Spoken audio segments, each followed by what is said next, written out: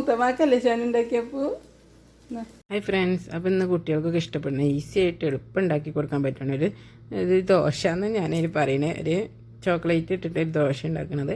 അപ്പോൾ അതിന് വീഡിയോ ആണ്. ഇനി ഒരു കയ്യിലും കൂടി ഇട്ടാൽ മതി കേട്ടോ, അത്ര നിറച്ചെടുക്കണ്ട. അപ്പോൾ അതിന് നമുക്ക് ആവശ്യമുള്ളത് ഗോതമ്പ് പൊടിയാണ്. അപ്പോൾ ഞാൻ ഇതിൽ 2 കയ്യിലാണ് എടുത്തിട്ടുള്ളത്. അതിലേക്ക് ആവശ്യത്തിനുള്ള ഉപ്പും ഇട്ട് കൊടുക്കുക. ഈ പൊടിയും ഉപ്പും പാടെ ഒന്ന് ഇളക്കി കൊടുക്കുക.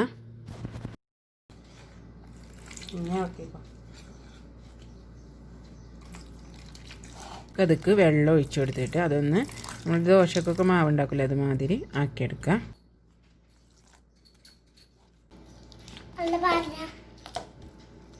ഇനി വെള്ളം വേണോ? ഇപ്പോൾ ദോശക്കുള്ള മാവൊക്കെ റെഡി ആയിട്ടുണ്ട്. നമുക്ക് ദോശ ചൂടാം. ഇതൊക്കെ വേണ്ടത് ചോക്ലേറ്റ് ആണ്. അപ്പോൾ ഞാൻ ഈ ചോക്ലേറ്റ് ഉണ്ടാക്കണത് ലാസ്റ്റ് വീഡിയോ ആയിട്ട് ഇട്ടിരുന്നു. ഞാൻ ആ ചോക്ലേറ്റ് ഒന്ന് ഉരുക്കിയെടുത്തിട്ടുണ്ട്.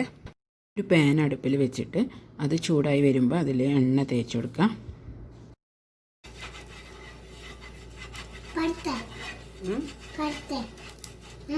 ശരിക്ക് പാരുമോ? മൊത്തം പരത്തിക്കോളാട്ടോ, പരത്താൻ വയ്ക്കില്ലല്ലോ. ദോശ ചുട്ടെടുക്കാം. ഞാൻ പറഞ്ഞ അപ്പമാണല്ലേ ഇത്, കുഞ്ഞി അപ്പ് സാധനമാണല്ലേ.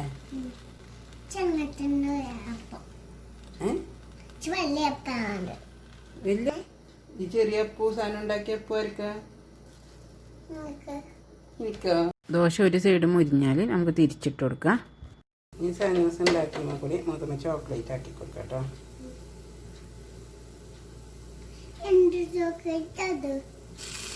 ഉണ്ടാക്കിയ ചോക്ലേറ്റാണ്. അപ്പോൾ സനുവിൻ്റെ ദോശ റെഡി ആയിട്ടുണ്ട്. ഇനി ഞാൻ ദോശ കാണിച്ചു തരാം. നമ്മൾ ദോശൻ്റെ ഒരു മാവ് ഒഴിച്ചിട്ട് കൈ വെച്ചിട്ട് വേണമെങ്കിൽ നമുക്ക് ഇങ്ങനെ പരത്തി കൊടുക്കണം.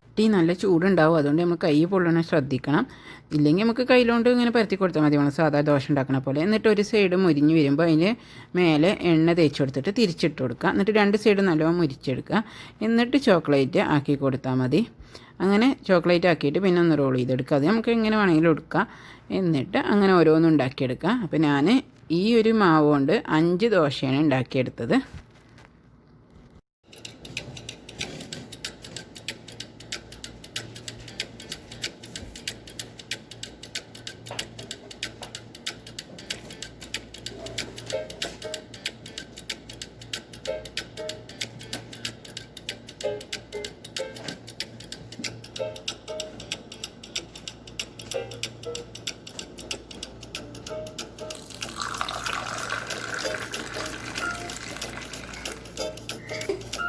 അപ്പോൾ എങ്ങനെയുണ്ട്? രസമുണ്ടോ? നിങ്ങൾക്ക് പറ്റിയോ?